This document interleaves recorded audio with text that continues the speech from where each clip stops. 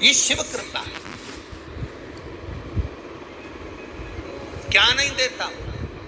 कथा का प्रभाव क्या होता है। भगवान शंकर माता सती को लेकर कुंभज बाबा के आश्रम में कथा सुनने के लिए गए।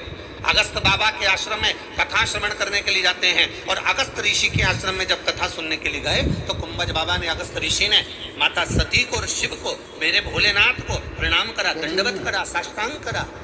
तो सती मैया के मन में ये विचार आ गया कि ये कथा वाचने वाला जब हमको प्रणाम कर रहा है तो कथा क्या सुनाएगा। पर कथा वाचने वाला कथा सुनने वाले को प्रणाम इसलिए करता है, उसका प्रणाम करने का कारण केवल इतना होता है कि कथा वाचने वाला कथा सुनने वाले को प्रणाम इसलिए करता है क्योंकि कथा वाचने वाले से कथा सुनने वाला बड़ा होता है। कथा वाचने वाला इतना बड़ा नहीं होता जितना कथा सुनने वाला बड़ा होता है। कथा वाचने वाला तो आया 3 घंटे बोलेगा चले जाएगा। कथा सुनने वाले जरा यहाँ समिति से, भारतीय समिति से जरा पूछना, आधी रात को लोग आते रहे सब अपना अपना जगह संभाल कर, सब ने अपनी अपनी जगह संभाल कर बैठ गए। अपन तो जो आगे बैठे हैं ये डंडा वंडा में फंसे हुए, ये तो सब VIP टाइम पे आए बैठ। पर जो आए हैं रात भर से जगह संभालना, सवेरे 8 बजे से कई लोग जगह संभालने के लिए जल्दी आ गए। उनके जीवन को एक एनर्जी, एक पावर, एक बल प्राप्त हो गया। कथा वाचने वाले से कथा सुनने वाला बड़ा होता है। कथा सुनने वाला अपना घर परिवार कुटुंब नाते रिश्ते सब छोड़कर कथा के पंडाल में जाकर बैठता है। तो जरा विचार करिएगा, आप अपना परिवार छोड़कर, आप अपना घर छोड़कर, आप अपना द्वार छोड़कर, आप अपना दरवाजा छोड़कर, हम कई बार भगवान कृष्ण ने रुक्मणी जी से भी कहा था, रुक्मणी तो श्रृंगार करके जगदम्बा मैं तुझे लेने पहुंच जाऊंगा। भगवान ने क्यों रुक्मणी से कहा कि तू तैयार होकर जगदम्बा के मंदिर पहुंचना। भगवान ने ये रुक्मणी से क्यों नहीं कहा कि रुक्मणी तो तैयार होकर तेरे छत पे खड़ी हो जाना, मैं तुझे लेने पहुंच जाऊंगा। और भगवान ने कहा तो रुक्मणी से, भागवत जी में कहा कि रुक्मणी तो श्रृंगार करके जगदम्बा के मंदिर पहुंच, मैं तुझे लेने पहुंच जाऊंगा। क्योंकि भगवान बताना चाहते हैं कि आप अगर श्रद्धा के मंदिर में पहुंचे हो, आप परमात्मा के दरवाजे तक पहुंचे हो, आप भगवान के द्वार तक पहुंचे हो, तो ये निश्चित है एक ना एक दिन भगवान भी आपके दरवाजे पर पहुंच ही जाएगा। ये निश्चितता है, आपको पहुंचना है। कर रहे हैं रुक्मणी से कि तू तैयार होकर जगदम्बा के मंदिर पहुंच, मैं तुझे लेने आ जाऊंगा। यहाँ भगवान सती मैया को लेकर कुंभज बाबा क्या कथा सुनने के लिए गए और कुंभज बाबा क्या पहुंचते से कुंभज बाबा ने जैसे हाथ जोड़े तो सती मैया के भीतर अहंकार प्रकट हो गया, अभिमान प्रकट हो गया। कभी भी शिव महापुराण की कथा में जाओ, भगवान के चरणों में जाओ, मंदिर में जाओ, द्वार पर जाओ परमात्मा के, तो ये विचार कर मत जाना कि हम बहुत बड़े हैं, हम बहुत VIP हैं, तो हम अभी ईमान को त्याग कर फिर कथा में जाकर बैठो। जब आपको लगेगा कि मैं कोई पद पर नहीं हूँ अभियाल में, बस केवल शंकर का भक्त हूँ, शिव के द्वार आया हूँ, शंकर की चौखट पर आया हूँ। लंका अधिपति रावण जब शंकर भगवान के सामने जाता था तब एक बात ललकार कर तेज कहता था, भोलेनाथ मैं लंकेश हूँ। और शिव जी समझाते थे, लंकेश ये तेरा अहंकार तू कहीं छोड़कर मेरे पास आया कर, पर नहीं छोड़ सका।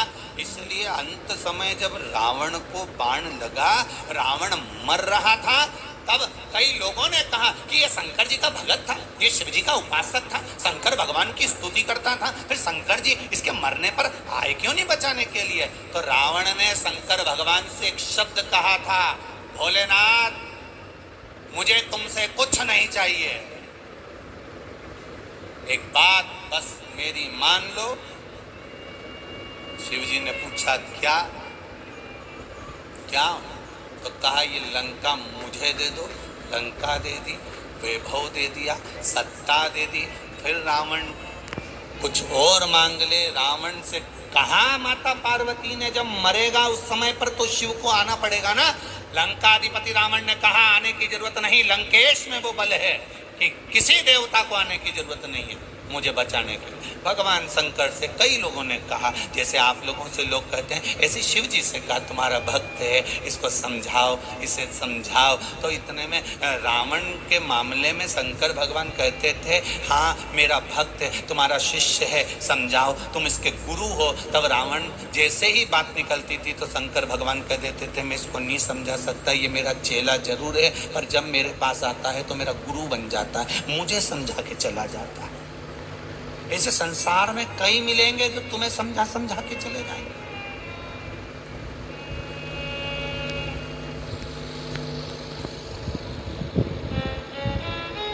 ये भगवान की कृपा से पहुंची। सती मैया को अहंकार आ गया था, सती मैया को अभिमान आ गया था, और इतना अहंकार में भूल गई सती मैया कि ये कुंभज बाबा ने या अगस्त ऋषि ने मुझे प्रणाम करा।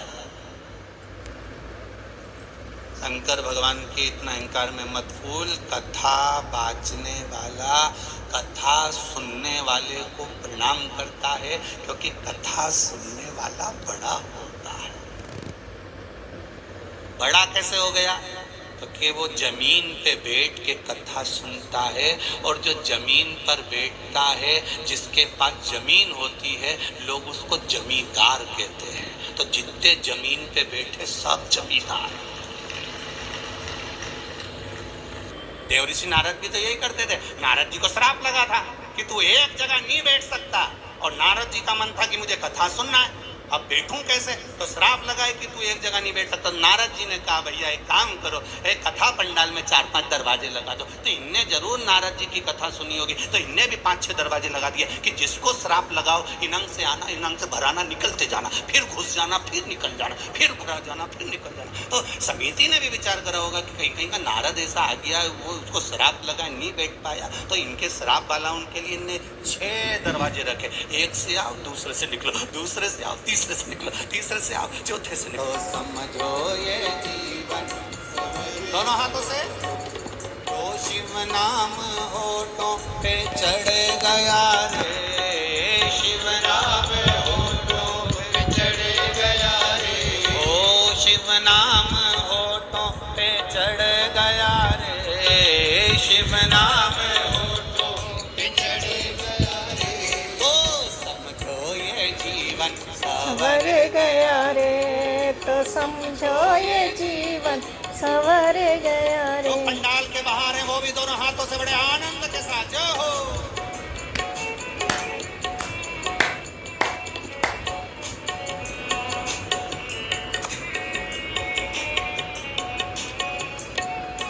बोल गया यार। मन में बसा ले तू शिव का शिवाला, मन में बसा ले,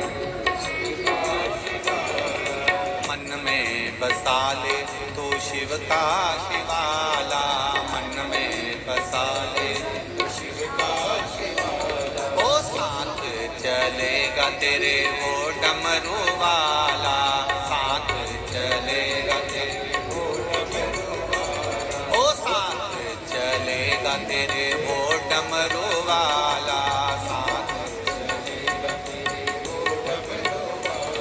जो शिव नाम होठों पे चढ़ गया रे, शिव नाम होठों पे चढ़ गया रे, ओ शिव नाम होठों पे चढ़ गया रे, शिव नाम होठों पे चढ़ गया रे। तो समझो ये जीवन सवर गया रे, तो समझो ये जीवन सवर गया रे, तो समझो ये जीवन सवर गया रे, तो समझो ये जीवन सवर गया रे। भोले जी का नाम बड़ा प्यारा, भोले जी का नाम बड़ा प्यारा, ओ बम बम भोले जी का नाम बड़ा प्यारा, बम बम भोले जी का नाम बड़ा प्यारा। ओ नाम ने लाखों को पार उतारा, नाम ने लाखों को पार, ओ नाम ने लाखों को पार उतारा, नाम जो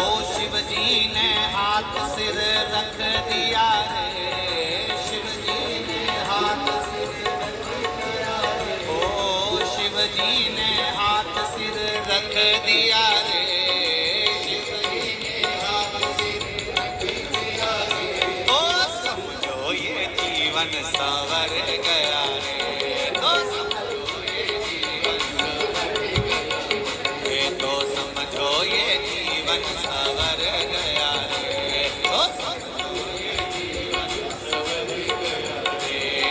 शिव नाम होठों पे चढ़ गया रे, शिव नाम होठों पे चढ़ गया रे, ओ शिव नाम होठों पे चढ़ गया रे, शिव नाम होठों पे चढ़ गया रे, तो समझो ये जीवन संवर गया रे, तो समझो ये जीवन संवर गया रे, तो समझो ये जीवन संवर गया रे। शिव की कथा सती मैया कथा श्रवण करने के लिए गई, अभिमान थोड़ा सा आ गया, समझाया गया, और मन में जब अभिमान आ जावे तो मन कहाँ जाता। जैसे शिव महापुराण में वर्णन आता है कि देवराज नाम का ब्राह्मण घर में पैदा हुआ, ब्राह्मण के यहाँ जन्म लेकर भी गलत गलत कर बैठा, गलत भोजन ग्रहण करना, गलत लोगों की संगति करना, वैश्यावृत्ति करना, जुआ खेलना, अच्छी घर में पत्नी बच्चे सब है, ऐसा नहीं कि देवराज के घर में कोई नहीं है, सब है, पर एक वैश्या के चक्कर में पड़ गया। वैश्या ने इससे कहा कि मेरे लिए सुंदर जो राजकुमारी हार पहनती है, जो रानी अपने गले में हार पहनती है, वो हार मुझे चाहिए। तो देवराज ने कहा वो हार कैसे ला सकता हूँ। तब चोरी करने गया और चोरी कर लाया तो राजा के दूत पीछे पड़ गए। ये भागता हुआ शिव मंदिर में पहुंच गया। शंकर जी के मंदिर में शिव महापुराण की कथा हो रही थी। ये बैठ कर थोड़ी देर छुपा था क्योंकि शरीर में कष्ट हो रहा था, बुखार था, ताप था, बहुत तकलीफ में था, बहुत तकलीफ, शरीर में कष्ट हो रहा। और पंडित जी कथा करते करते चिल्ला करते रहे हर हर। जैसे ही पंडित जी हर हर महादेव कहते हैं और इसको गुस्सा आता है, बताओ हमारा तो सिर दुख रहा है और ये चिल्लाने पड़े। शिव तत्व में, शंकर के नाम में, भगवान के नाम में वो सुख है। एक पत्र आया, देखिए। गुरुदेव, मेरी बेटी 8 वर्ष की है, बिस्तर पर सुसु कर देती थी। सारे डॉक्टरों का पूरा इंदौर, मंदसौर, कोटा, जहां जहां दिखा सकते थे सब दिखाया, पर कोई आराम नहीं लगा था। लेपन भगवान शंकर को करना था और उसको उठाकर गोली बनाकर खिलाना था। गुरुदेव, जनवरी 2022 को किया। उसी दिन से मेरी बेटी ने बिस्तर पर गंदगी करना बंद कर दी। सारे डॉक्टर फेल हैं, शिव महापुराण अग्रण्य है। गुरुदेव, मैं नमन करने आई हूँ, मेरी बेटी भी आई है। बाबू श्री शिवाय नमस्तुभ्यम। हर हर महादेव। बैठिए, अब बढ़िया हो। हर हर महादेव। बैठिए। अब शिव का स्मरण करो, भगवान शंकर का अनुमोदन। और जितने इस पंडाल में बैठकर कर रहे हैं, जितने आस्था चैनल पर, जितने फेसबुक और यूट्यूब पर कथा श्रवण कर रहे हैं, नवरात्रे में इस सुंदर मंदसौर की पावन धरा पर भगवान शंकर के पशुपतिनाथ की पुण्यमय आनंदमय स्थली पर बैठकर मंदोदरी शिव महापुराण की कथा का जो रसतत्व ग्रहण कर रहे हो, एक मन में भाव लेकर बैठना। ये निश्चित है मेरा बाबा 3 महीने में क्या देता है, आप अगली कथा में लेटर लेकर मिलोगे। निश्चितता, मन से श्रवण करो, दिल से आए हो तो दिल से बैठकर कथा कर तत्व ग्रहण करो। देवराज शिव मंदिर में गया है, भगवान शंकर के मंदिर में जो जयघोष हो रहा है, हर हर महादेव जो बोला गया, इसको बड़ा गुस्सा आया, बड़ा क्रोध आया, बड़ा विचित्र इसकी चित्तवृत्ति में आया कि बताओ, थोड़ी थोड़ी देर में पंडित जी चिल्ला पड़ रहे हैं हर हर महादेव, ये कोई बात होती है? मेरे शरीर में कष्ट हो रहा है। ये देवराज वहां से भागा, बेलपत्री के पेड़ के नीचे गया, वहां इसका अंतिम समय था, प्राण छूट गए।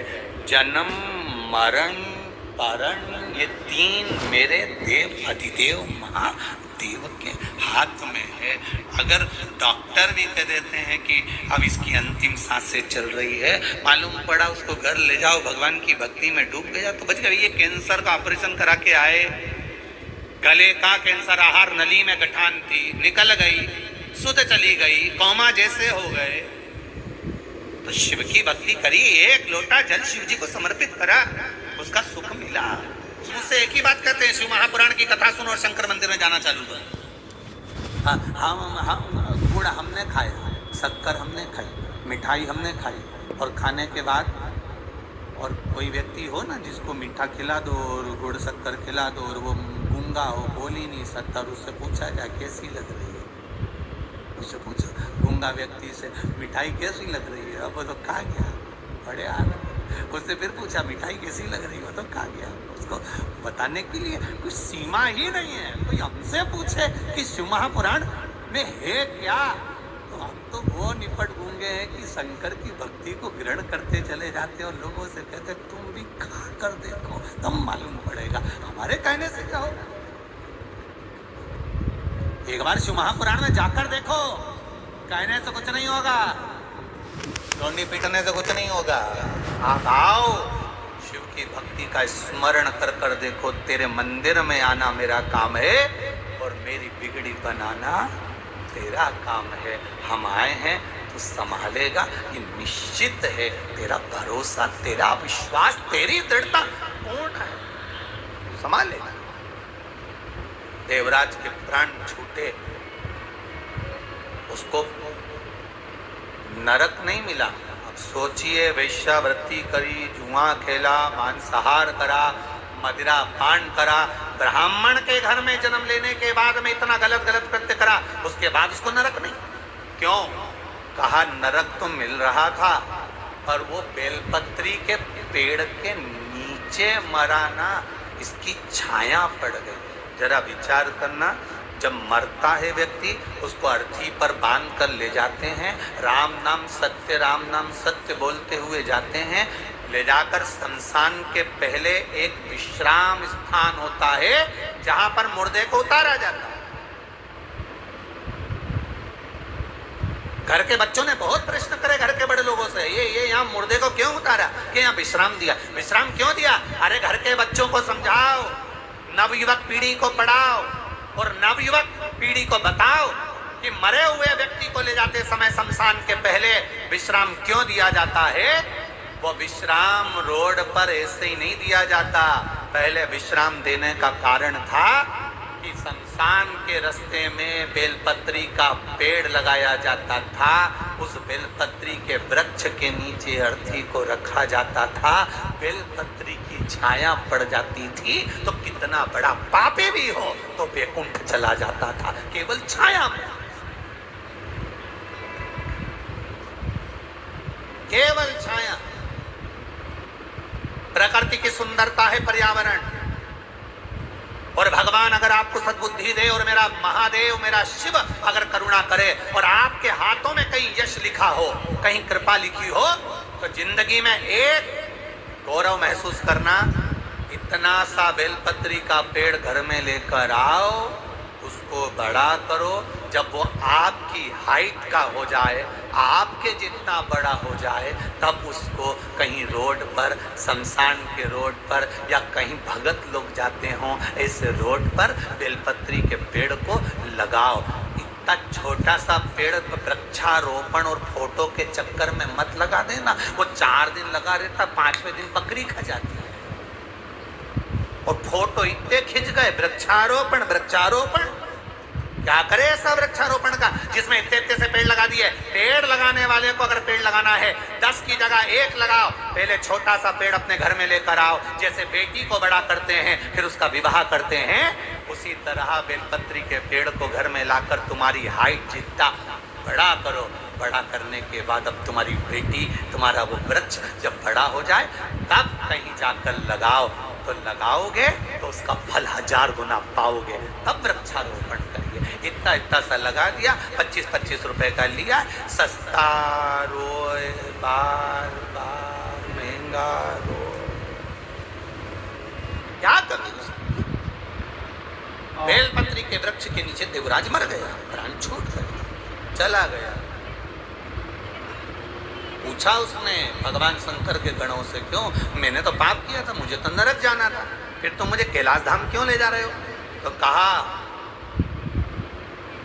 तेरी माता ने 1 लोटा जल शिव जी को चढ़ाया था। देखिए मेरी माताओं, देखिए शिव महापुराण के संवाद को जितने लोग आस्था चैनल पर सुन रहे हैं और जितने लोग फेसबुक यूट्यूब पर सुन रहे हैं और जितने इस मंदसौर की पावन धरा पर सुन रहे हैं, ध्यान से सुनना। एक माँ जब 1 लोटा जल शिव जी को चढ़ाती है तो उसके खाते का जल उसके परिवार के बेटों को भी प्राप्त हो जाता है। ये माता के हाथ का चढ़ा हुआ जल है, सहजता नहीं है।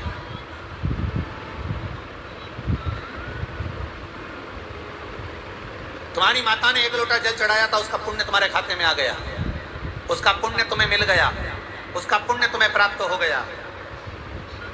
1 लोटे जल का पुण्य तुम्हें प्राप्त हो, और वो नरक की जगह स्वर्ग चले गए। बेलपत्री की छांव में मरे, उसकी छाया पड़ गई, इसलिए तुम्हारे को फल मिल गया।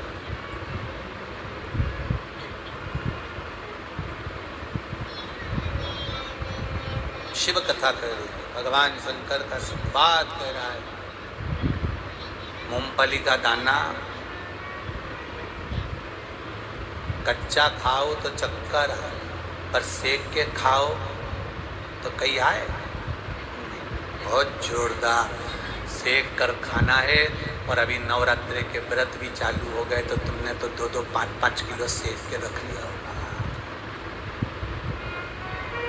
5-5 किलो सेक के रखा होगा कि अब कौन कथा में भी जाऊं और फरियाल भी बनाऊं और सबके खिलाऊं। एक तो ये महाराज ने भी ऐसे टाइम कथा दी नवरात्रा में, तो महाराज के सूझनी पड़ी गई कि नवरात्रा में मंदसौर में कथा दे दी। अब देवी जी की सुबह पूजन करूं, जल्दी जल्दी फरियाल बनाऊं और आधा लोग रोटी खाएं ने आधा फरियाल खाएं, और पहले जल्दी से फरियाल बना के बना बुनू के धर के इसके बाद इनकी रोटी का नंबर लगाऊं, और इधर से बच्चों को स्कूल भी भेजना, फरियाल भी बनाना, फिर इसके बाद पूरा घर का फैलारा उठा के फिर, और यहाँ भी आने की जल्दी, आगे की जगह ही भरा जाए, कहीं करूँ। तो सहेली को फोन लगा के बोला, तू बैठे तो तेरे पास में रुमाल बिछा लेना। तो सहेली भी बोली, 4 तो पहले से बिछा के रखे, और 2 तो कोई उठा के ले गया, नहाने गया था, मुंडा पोंछ के पटक किया है। अच्छा है, अब क्या करूं?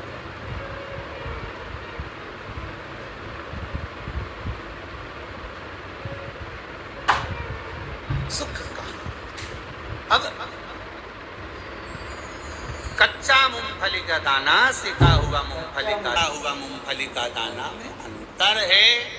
मूंगफली के दाने में सिकाई होती है तो ताप पड़ गई तो फिर वो शरीर में चक्कर नहीं लाता। कच्चा है, और देखो कच्चे दाने को अंदर कोई आया, उसने कहा साहब मेरे को मूंगफली बोना है, तो कहा साहब मेरे पास 5 किलो रखिए। उसने ला के दी, तो उसने कहा ये तो सीखी हुई है। तो क्या सीखी हुई कोई जमीन में अंकुरित होएगी?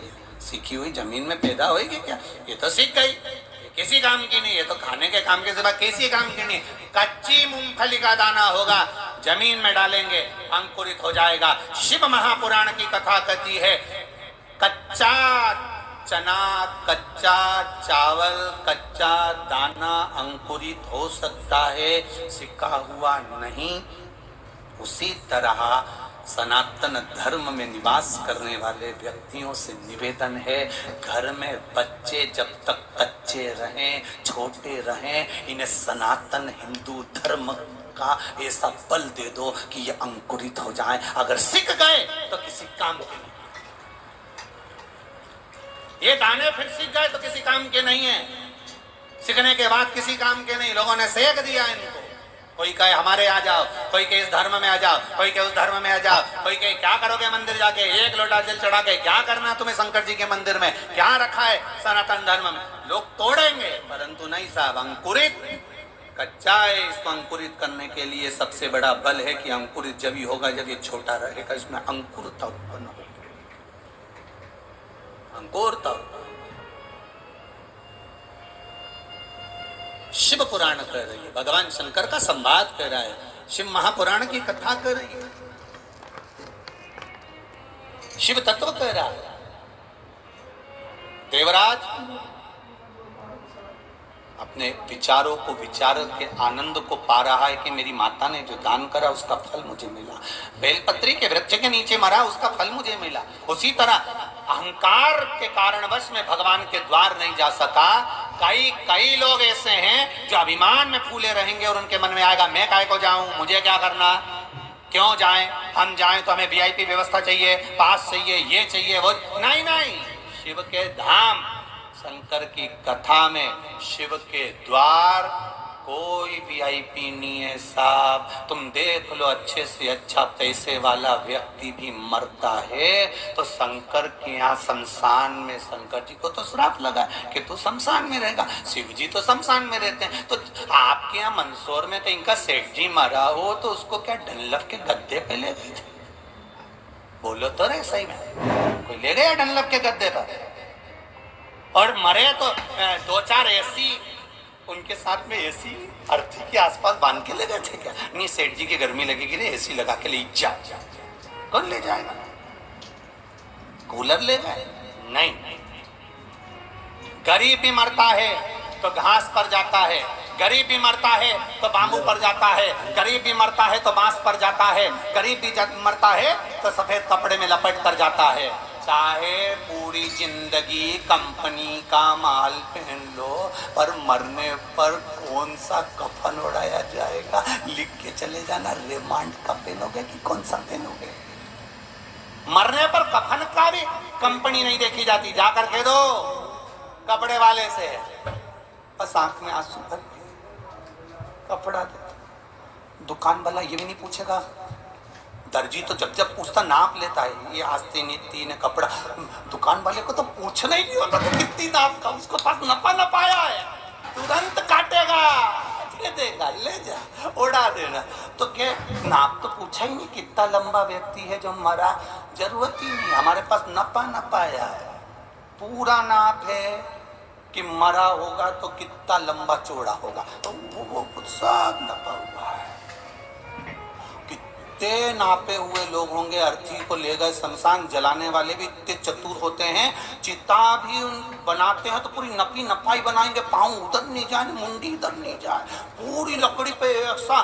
तो कितने चतुर जलाने वाले भी, कितने, विचार तो करो कि कितना नापा होगा तुमको, जन्म से लेके आज तक कितना नापा रे, बताओ। चिता भी बनाई और लकड़ी भी तुम्हारे बल की लाए। उन्होंने कहा रे 2 पाँव के पास अच्छी जोरदार हो, कोई का पाँव बड़ा मोटा है तो कि इसका मुंडा बड़ा है तो इसके पास दर्द हो। फिर किया है, खूब आंख से भटर देखा, कभी मंदिर में दर्शन करने नहीं गया, दिन भर मोबाइल चलाया ना, व्हाट्सएप देखा, तो कि आंख पे कपूर लग के आग लगाओ रे, तो मुर्दा के आंख पे कपूर धर दिए, बड़े बड़े डर के लगा हुआ। तो क्या अब इसका मुंडा कई करे, तो क्या कई मत करो, इसके मुंडा में गूगल और जो मसाला बनाया है नी, जो तिल का, वो मुंडा में भर दो, मुंडा में भर दिया। पहले घर से गया तो दही पेड़ा भरा, घर के लोगों ने भगवान रोक के भरी, ससुर जी, अम्मा, ससुर वहां गए तो मुंडा में भर दिया, सारे शरीर में घी लगा दिया, सुला दिया, लकड़ी धर दी, 20 मिनट इंतजार करा, अभी चटकेगा, क्योंकि सब दुनिया को चटकाता था, अब अभी खुद चटकेगा।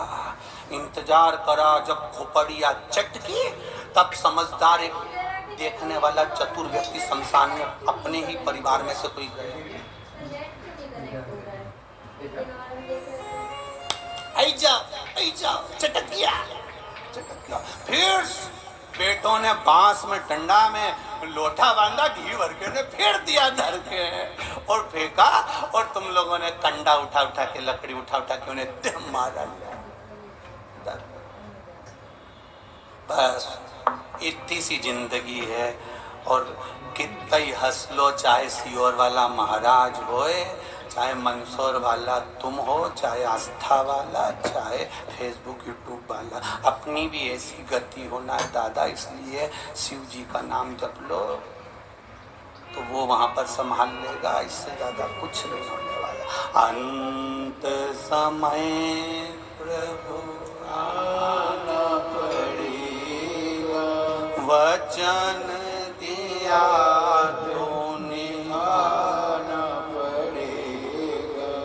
आए ना आए प्रभु कुटुंब कबीला, अंत समय प्रभु आना पड़ेगा। अंत बिंदु बड़ा विचित्र है, उसको संभालना, उसको संभलना, उसको जानना बड़ा कठिन। देवराज चले गया, प्राण छूट गए। क्या करा था? पुण्य। बस एक ही पुण्य करा कि भगवत भजन तो नहीं कर पाया, पर बेलपत्र के पेड़ के नीचे प्राण छूटा। सती मैया को समझा।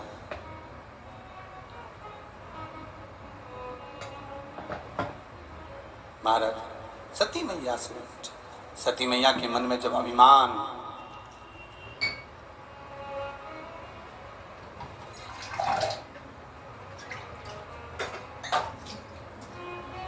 और सती मैया का जब अभिमान सम्मुख में आया, और वो अभिमान के कारण भगवान कथा नहीं सुन पाई।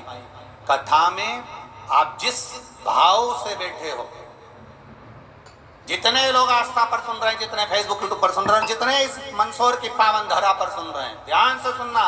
जिस भाव से बैठे हो, जो मन में कामना लेकर बैठे हो, वो कामना पूरी होती है। सती मैया के मन में आया कि मेरी शादी होने के बाद मेरे पति भगवान देवाधिदेव महादेव मुझे कुंभज बाबा की, अगस्त ऋषि की कथा सुनाने लगा।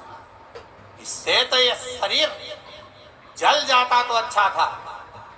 जैसे ही सती मैया के मन में विचार आया, कुंभज बाबा की आंखें खुल गई। कथा वास्ते वास्ते उनकी दृष्टि सती पर पड़ गई। सती पर ध्यान। शिव जी ने पूछ लिया, शंकर भगवान ने पूछा, आपका ध्यान ये सती पर कैसे चले गया? एकदम कथा वास्ते वास्ते किसी एक व्यक्ति पर तुम्हारी दृष्टि चली कैसे गई? क्या हुआ? हुआ क्या? ऐसा होता क्या है? कारण क्या बना? तो कहा मैं बताऊंगा जरूर भोलेनाथ। सती मैया ने कहा मेरे को जल पीना। सती मैया उठकर गई। बाबा देवाधिदेव महादेव ने पूछा हुआ क्या? तब कहा, सती मैया ने कथा सुनते समय मन में आ गया कि शरीर में आग लग जाए तो अच्छा।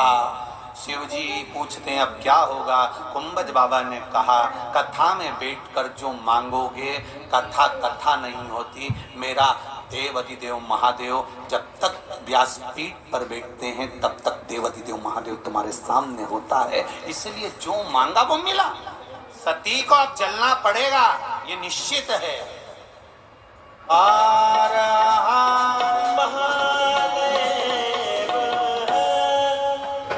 अपने स्थान पर बैठकर भगवान देवाधिदेव महादेव का शिव महापुराण के मूल मंत्र स्मरण करते हुए बाबा देवाधिदेव महादेव से, माता रानी से प्रार्थना भाव भक्ति के साथ में, आनंद के साथ सभी करेंगे। भाव के साथ में मंत्र स्मरण। श्री शिवाय नमस्तु, श्री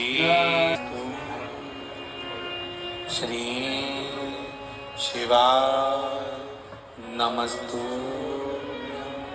श्री शिवाय नमस्तु। भोला सब दुख काटो,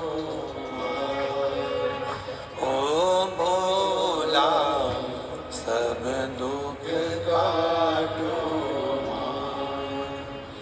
शिव शंकर जपो तेरी माला, भोले बाबा जपो तेरी माला। भोला सब दुख काटो, सब दुख काटो। शिव कथा कह रही है। देवराज ब्राह्मण को मुक्त मिला, मोक्ष मिला, भगवान शिव का धाम मिला। आगे वर्णन आता है, बिंदुक की कथा आती है। बिंदुक नाम का ब्राह्मण ये भी गलत कर्म कर गया। चोरी कर कर धन ला रहा था और चोरी कर कर लाया हुआ धन लेकर दीवार से कूद रहा था। कूदते समय भान नहीं हो पाया, पानी में जाकर गिर गया। पानी में गिरा। ये मनुष्य का जो शरीर है, मानव की जो देह है, तो मिलती बड़ी मुश्किल से, और बड़ी मुश्किल से मानव की देह मिल भी गई। मान लो मिल गई, कहीं मांग तुम कर, कहीं भगवान की भक्ति में लग कर, कहीं प्रार्थना कर कर, बड़ी मुश्किल से आखिरी 83,99,999 जन्म निकालने के बाद 84,00,000वें नंबर की योनि है मनुष्य की योनि। इतनी निकल गई इससे पहले। 83,99,999 योनियां निकलने के बाद 84,00,000वें नंबर की योनि है मनुष्य, मानव की। सोचो इससे पहले कितना कितना बने होंगे, कहीं जू बन गए, कहीं खटमल बन गए, कीड़ावन बन गए, इल्ली बने, झिंगूर बने, सांप बने। कई लोग अभी अशोकनगर कथा थी तो वहां पर भी कहा था, एक प्रसंग आप लोगों ने सुना होगा कि किसी ने प्रश्न किया था कि ये इसमें इतना गुस्सा क्यों है, ये इतना बड़बड़ क्यों करे, ये गाली क्यों दे, ये हर बात में काटने क्यों जोड़ तोड़े। तो अशोकनगर की कथा में तर्पणशु महापुराण में भी एक बात कही थी कि हींग किसी भी डब्बी में रख दो, हींग की डब्बी में हींग की खुशबू बदबू आ जाती है। डब्बी को 50 बार धो लो तो भी हींग की खुशबू रह जाती है। तो जो हम पूर्व में थे, हम जैसे थे, तो उसका थोड़ा ना थोड़ा गंध इस मनुष्य के शरीर में जरूर आ जाता है। जब हम किसी को एकदम खाने दौड़ते हैं, चिल्ला के दौड़ते हैं, तो समझ लो पूर्व में हम कुत्ता थे, तो आज भी वो थोड़ी सी गंध रह गई। इसलिए जरा जरा सी देर में छू हो जाए, जरा सी देर।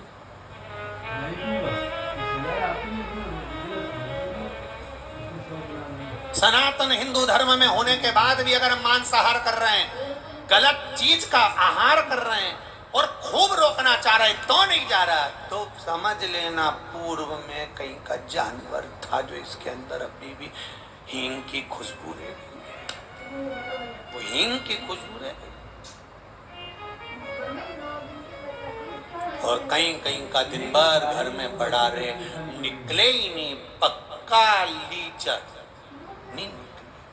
तो समझ लो कि पूर्व में ये सांप था, बिल में पड़ा रहता था, तो थोड़ी सी हींग की खुशबू इसके अंदर रह गई, अभी भी रह गई है अंदर, पड़ा नहीं निकलता, बाहर निकले ही नहीं। ये खुशबू ये शरीर में रह गई।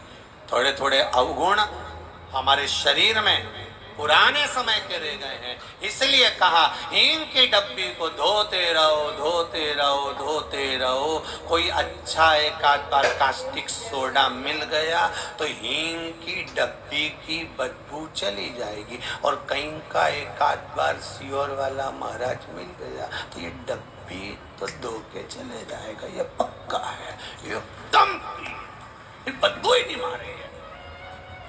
कहाँ मिल गया ना एक आध बार की डब्बी में बहुत बदबू, काम है, लोभ है, आसक्ति है, वासना है, तृष्णा सब भरी पड़ी है, इसको धोना है। तो धोने के लिए कहाँ जाएंगे, तो कहा मंदसौर नगर में कॉलेज ग्राउंड में शिव महापुराण की कथा हो रही है, चलो उसमें बैठो, घर छोड़कर परिवार छोड़कर 2 क्षण परमात्मा के द्वार जाकर बैठो। तो कहीं का के इतनी भीड़ में महाराज तो दिखे ही नहीं, मत दिखने दो, कोई दिखना जरूरी है। जहां उसके दरवाजे पर बस पहुंच जाओ, तेरे द्वार पर आना मेरा काम है और मेरी बिगड़ी बनाना तेरा काम। हम उसके दरवाजे तक पहुंच जाएं, फिर उसकी मर्जी है, वो संभाल लेगा, ये निश्चित है। पहुंचो तो जाओ, तो उसकी चौखट तक तो जाओ, फिर वो संभालेगा, उसके हाथ में।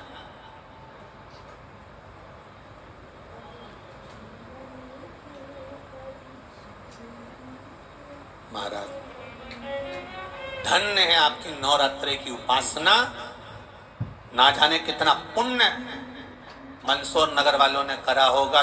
तब जाकर ये नवरात्रे में शिव महापुराण की कथा मिली है, शिव और शक्ति का क्रम जानने के लिए तब मिली है। कितने कितने एक पत्र आया है, देखिए जरा क्या भाव उसने बड़ी लगाया है। महाराज जी, संगीता राकेश पाल पिपलियाना इंदौर से आई है, कहीं बैठी हो तो हाथ हिलाइएगा। इंदौर से कथा श्रवण करने आई है संगीता राकेश पाल, पिपलियाना थाना, इंदौर। मेरे परिवार में शिव की कृपा का क्या बखान करूं गुरुदेव। ससुर जी के पैर की उंगली में घाव हो गया, धीरे धीरे वो घाव पेड़ में हो गया, पेड़ से बढ़ता बढ़ता चले गया और वो पैर काटने की नौबत आ गई। डॉक्टरों ने कहा है उंगलियां काटना पड़ेगी, हो सकता है पैर ही कटे, जिसका फोटो लगाया गया है। आप लोग एलईडी पर देख रहे होंगे उस फोटो को और आस्था चैनल पर देख रहे होंगे। डॉक्टर ने कह दिया इस पैर को काटना पड़ेगा, शुगर भी है और ये पैर पूरा सड़ चुका है, गल चुका है, पर बाबा की कृपा 80 साल की उम्र है उनकी, कैसे कटवाएं पैर को। तब किसी ने कहा कि एक बेलपत्री और एक लोटे पानी का प्रयोग करिए, वो बेलपत्री खिलाओ, जल दो। बाबा की कृपा से गुरुदेव ऑपरेशन की जरूरत नहीं पड़ी और दूसरे पैर का फोटो भेज रही हूँ, पैर ठीक हो गया। ये शिव कृपा है। काटा नहीं गया, उंगली नहीं काटना पड़ी, पैर नहीं काटना पड़ा, ये शिव कृपा, ये शंकर की उदारता, ये शंकर की करुणा। तेरी कृपा बिना न हिले एक भी अणु, लेते हैं श्वास तेरी कृपा से तनु तनु। हम भगवान को केवल धोख लगाने आए कि बाबा ने हमारा सुना, और मेरा विश्वास कहता है, नवरात्रि की कथा का भाव कहता है, जितने आए हो मेरा बाबा क्या देगा ये तो मेरा बाबा ही जानता है, और कैसे देगा ये मेरा बाबा ही जान सकता है। आप आए हो, इतनी दूर पार्किंग में गाड़ी लगाई, पैदल चले बाबा के धाम पहुंचे हो, तो कुछ तो मेरा बाबा देगा, ये निश्चित है, कुछ तो देगा। शिव कथा कर बिंदु को पानी में गिर गया, 3 तरह से मरे हुए व्यक्ति का मोक्ष नहीं है, शिव महापुराण कहती है, श्रीमद् भागवत कहती है। पानी में डूबकर मरा हुआ, सर्प के डसे से मरा हुआ, स्त्री के हाथ से मरा हुआ, नारी के हाथ से मरा हुआ, ये 3 का मोक्ष नहीं है। स्वयं देवऋषि नारद ने भी भगवान ब्रह्मा जी से प्रश्न करा था कि 3 तरह से मरे हुए व्यक्ति को मोक्ष नहीं, पानी में डूबकर मरा हुआ, सर्प के डसे से मरा हुआ और स्त्री के हाथ से मरा हुआ। तो परीक्षित को सर्प ने डसा था, फिर मोक्ष कैसे मिल गया?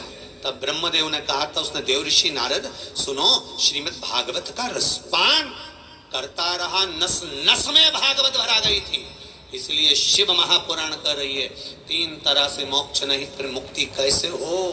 इस बिंदु को कैसे मुक्ति मिलेगी जो पानी में डूब कर मरा है?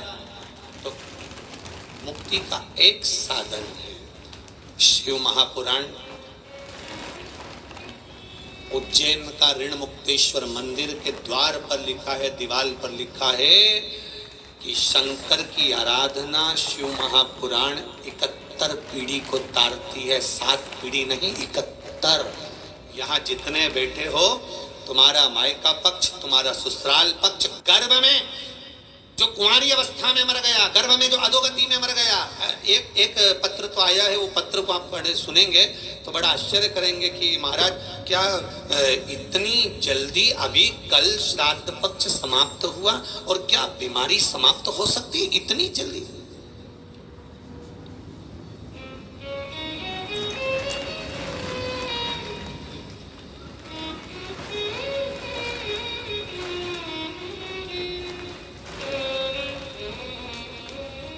मैं सुनीता गहलोत ग्राम लादूना से आई हूँ, जो सीता मऊ के पास है। कहीं बैठी हो तो हाथ हिलाइएगा, जहां भी बैठी हो हाथ हिलाइएगा। कथा सुनने के लिए आई हूँ गुरुदेव। क्या बताऊं, 14-15 साल से सांस की बीमारी थी, इतनी तकलीफ थी गुरुदेव कि अगर 10 मिनट भी चल लूं, किसी से बात कर लूं तो सांस फूलने लगती थी, हंस नहीं सकती थी, चल नहीं सकती थी। कभी तो रात को भी 1-2 बार पलटी लगाने पर सांस चल जाती थी गुरुदेव, आंखों में आंसू गिरते थे, मैं संभल नहीं पाती थी। श्राद्ध पक्ष की कथा का स्मरण किया, गुरुदेव बाबा की कृपा से अब मैं 2 किलोमीटर भी चल लूं तो 7 दिन में बाबा ने मेरा हाथ पकड़ लिया, मेरी दमे की बीमारी बंद हो गई। ये शिव है। केवल टीवी पर कथा का रस तत्व ग्रहण करा है, केवल टीवी पर, और एक बेलपत्री और 1 लोटा जल शिव को चढ़ाया, बेलपत्री खाना प्रारंभ करी, शिव ने हाथ पकड़ लिया। ये शंकर है, अवघड़ी, सहज नहीं है। जहां चलना मुश्किल था, शंकर पे चढ़ा हुआ जल कोई साधारण नहीं होता। एक बेलपत्र शिव पर चढ़ी हुई साधारण नहीं होती। मत खाओ रोज, कम से कम हफ्ते में 1 बार तो खाओ शिव पे चढ़ी हुई बेलपत्र।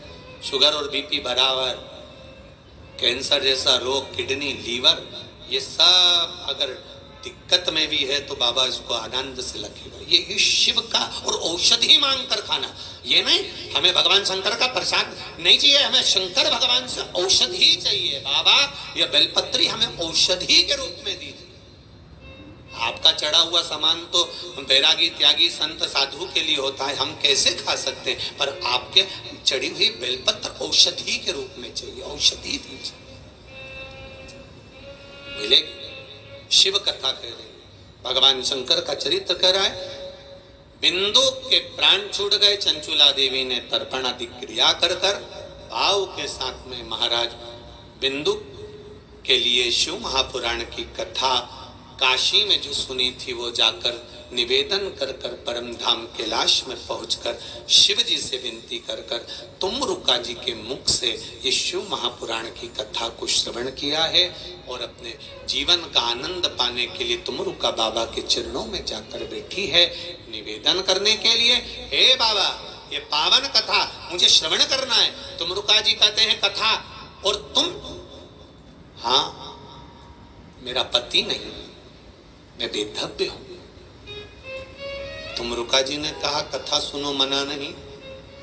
जब बेधव्य नारी शिव महापुराण की कथा को सुनती है तो पति के लोक को जाती है और अगले जन्म में विधवा नहीं होती। सौभाग्यवती नारी शिव महापुराण की कथा सुनती है, अखंड सौभाग्यता धारण करती है, पति के कंधे पर चढ़ शमशान तक जाती है और कुंवारी कन्या शिव महापुराण की कथा को सुनकर